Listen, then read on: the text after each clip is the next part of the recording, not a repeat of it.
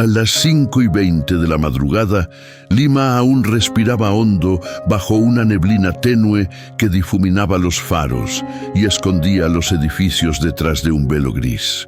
Una ambulancia vieja, con pintura descascarada y una sirena tímida, avanzaba por la vía expresa como un corazón cansado que, a pesar de todo, no dejaba de latir. En el asiento del copiloto iba Elena, enfermera de 39 años, piel pálida, manos finas, que alguna vez fueron firmes para sostener la vida y ahora temblaban con el peso de su propio destino.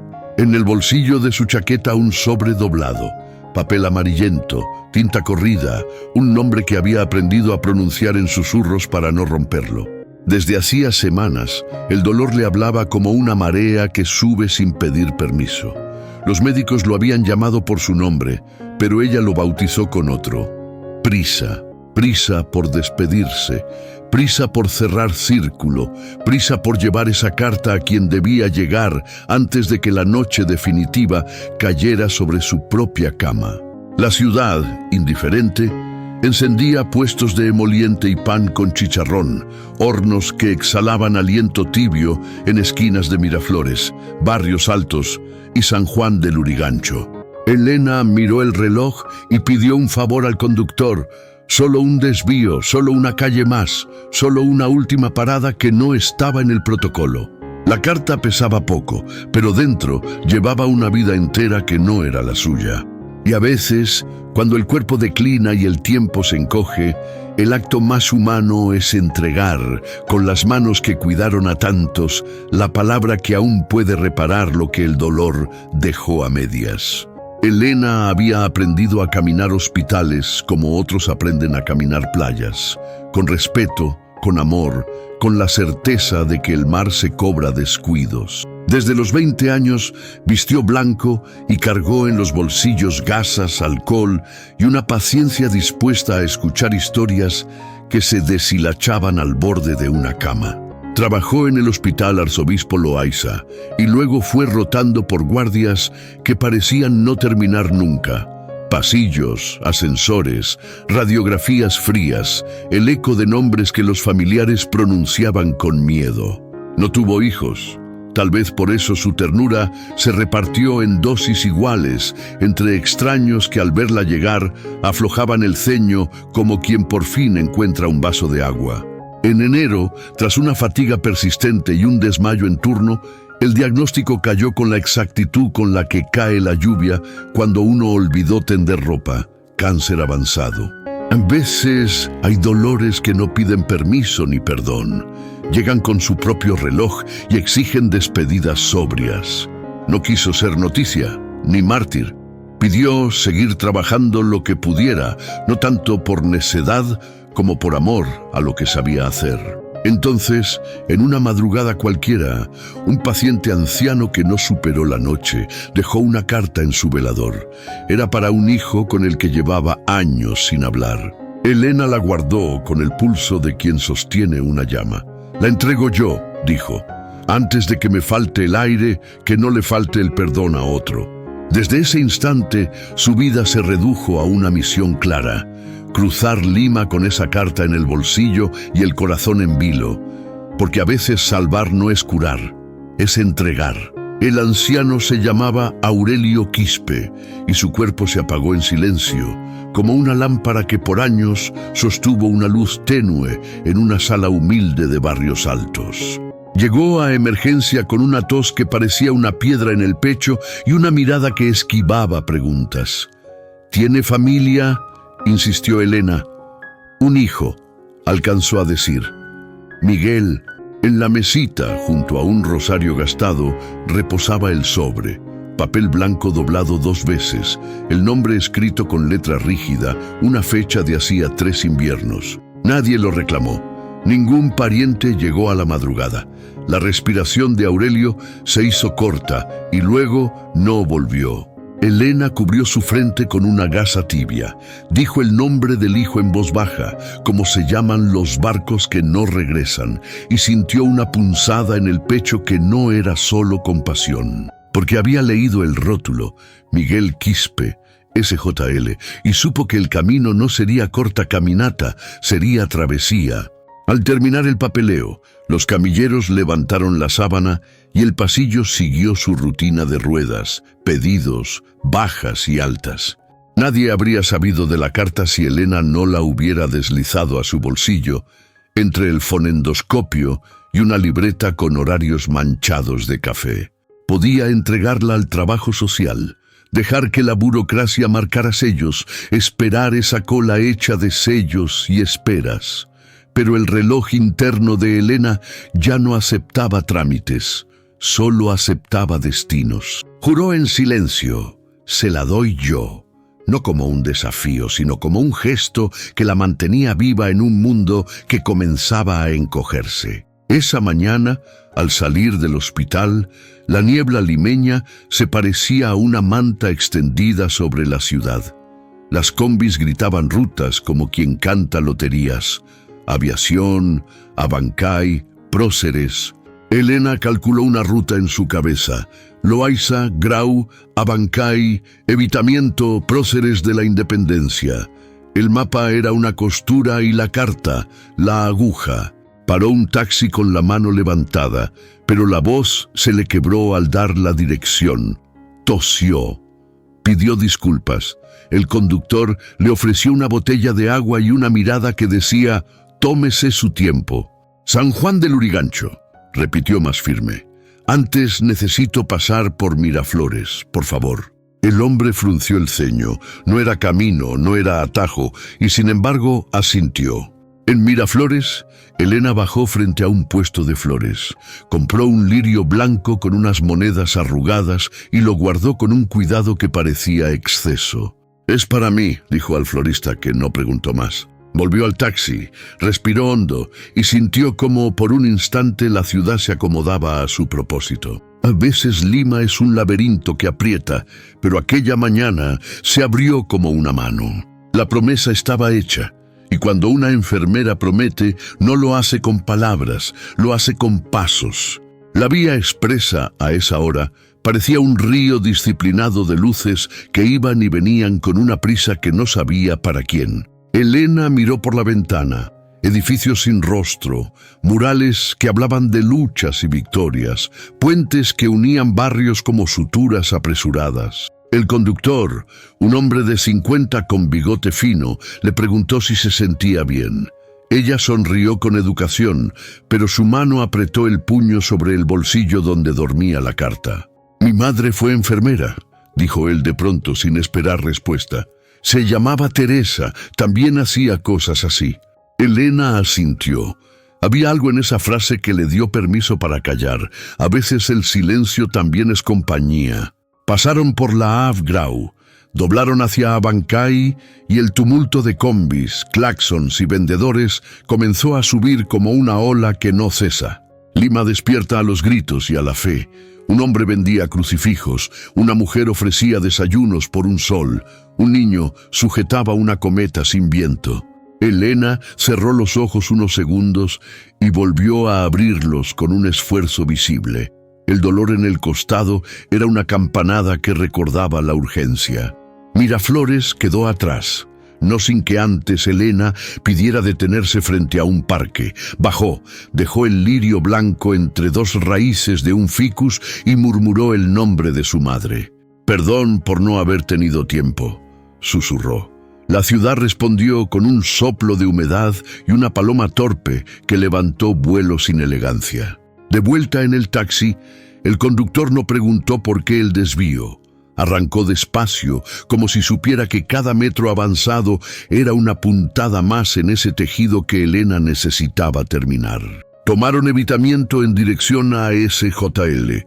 Al lado, una ambulancia pasó con una prisa diferente, una prisa que ella conocía y que ahora ya no le pertenecía.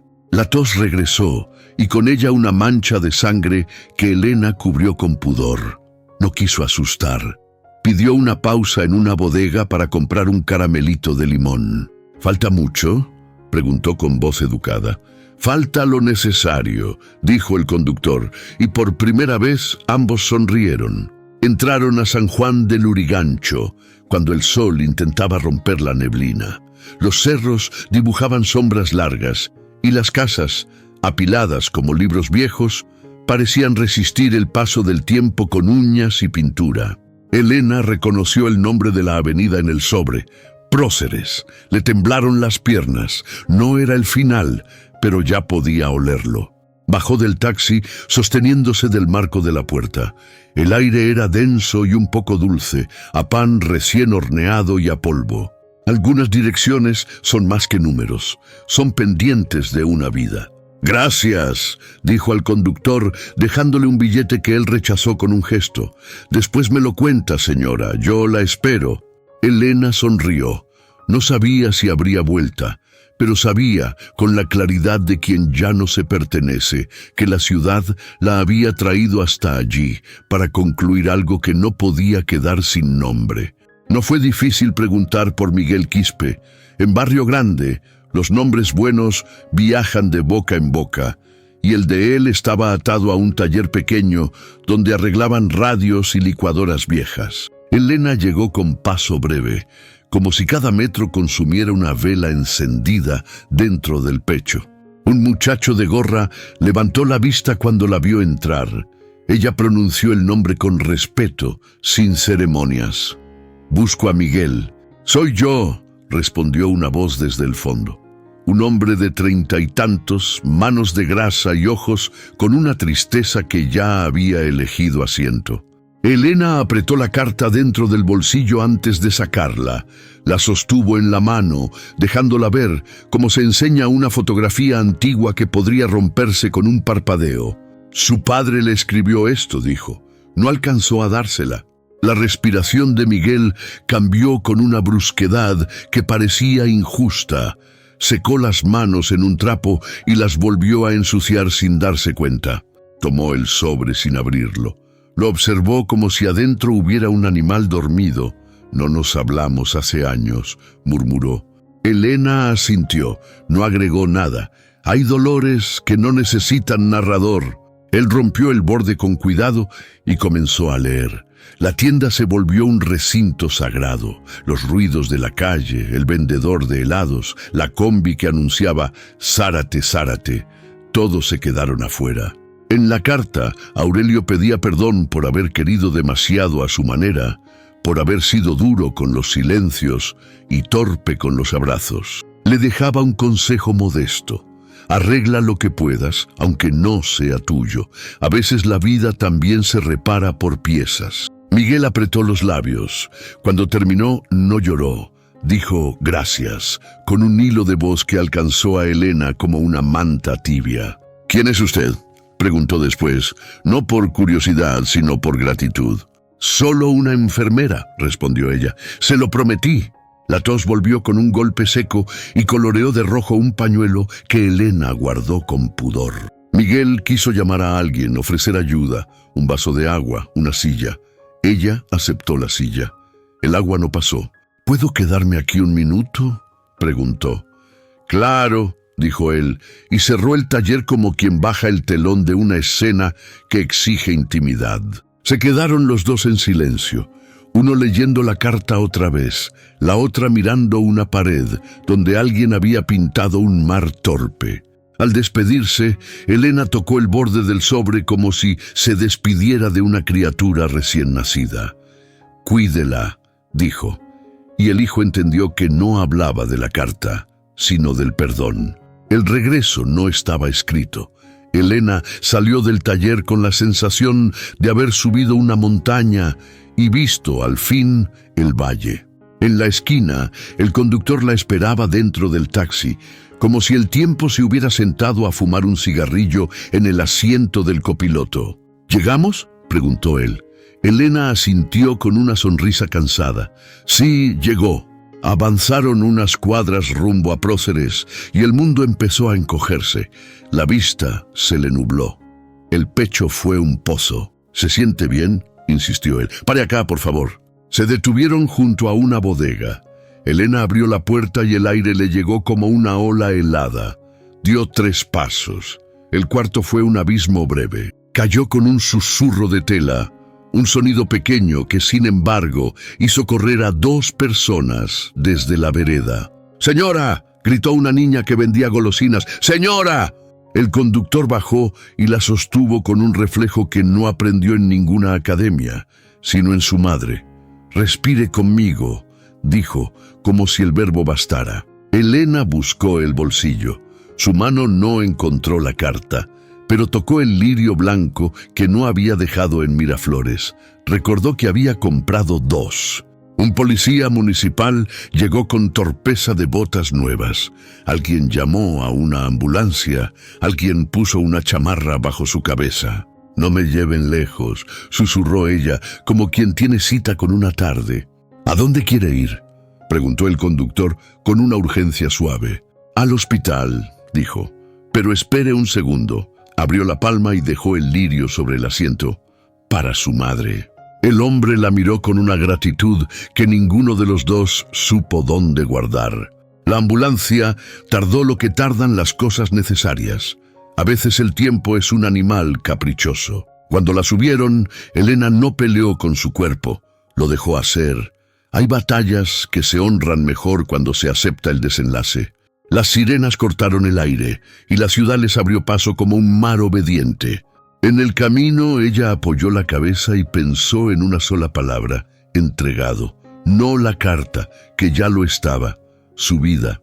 Porque algunos finales no son derrotas, son cumplimiento. En el Loaiza, donde los pasillos conocen más secretos que una biblioteca, Elena ingresó con nombre y apellido, pero el dolor ya no pedía identificación. Los colegas la recibieron con manos adultas y ojos de niño. La acostaron en una camilla y la dejaron en la sala donde a veces las noches se abren como flores y otras se cierran como puños. Ella pidió 2 cosas: poca luz y silencio. Afuera, el conductor esperó con el lirio en la mano. Llamó a una hermana que vivía en San Martín de Porres y le dijo, sin adornos, que necesitaba oración. En San Juan de Lurigancho, Miguel releyó la carta de su padre por 3ª vez. Esta vez sí lloró, en un rincón del taller donde no llegaba la radio. Le escribió a un número del hospital que encontró en el sobre de alta de Aurelio, pero nadie respondió. Entonces hizo lo único que podía. Salió. Tomó un bus, luego otro, y bajó cerca de 28 de julio. Caminó como caminan los hombres cuando el perdón les endereza la espalda. En el hospital preguntó por Elena. Nadie sabía su apellido. Dijo la enfermera delgada, cabello recogido, ojos cansados que miran con ternura.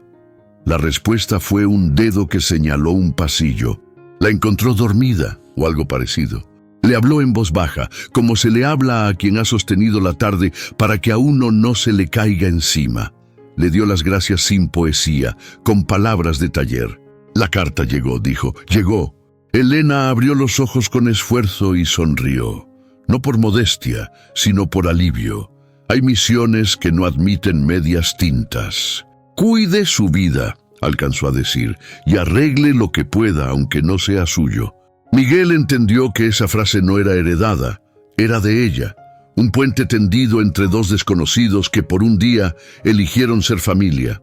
El conductor llegó con el lirio, lo dejó en la mesa y se retiró sin ruido, como salen los hombres que aprendieron que no todo se repara con herramientas. En la tarde, cuando la luz cambió de ángulo, Elena tomó aire una vez más y lo dejó ir como quien suelta la mano de un niño que al fin aprendió a caminar.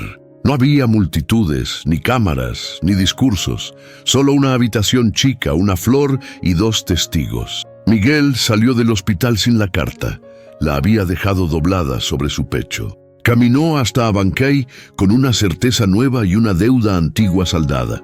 Porque en una ciudad que a veces olvida sus nombres, una mujer recordó el suyo y lo pronunció hasta dejarlo limpio. Hay despedidas que se confunden con nacimientos. La de Elena fue así, una vida que se cerró, entregando una palabra que abría otras. Limá la guardó sin ruido, como guarda el mar a las conchas que ya cumplieron su canto. No todos los héroes salvan multitudes. Algunos atraviesan la ciudad con una carta en el bolsillo para salvar una sola historia. Y es suficiente, porque cuando un perdón llega a tiempo, se corrigen relojes enteros. En el hospital, un pasillo seguirá oyendo pasos que ya no están. En San Juan del Lurigancho, un taller encenderá cada mañana una radio que suena menos triste. Y en la memoria de quienes la conocieron, Elena seguirá vistiendo blanco y diciendo sin decirlo que cuidar también es entregar. ¿Qué habrías hecho tú en su lugar? Cuéntalo en los comentarios y suscríbete a Crónicas del Corazón. Cada semana contamos historias reales, pequeñas y gigantes, de personas que eligen hacer lo correcto incluso cuando el tiempo se les acaba.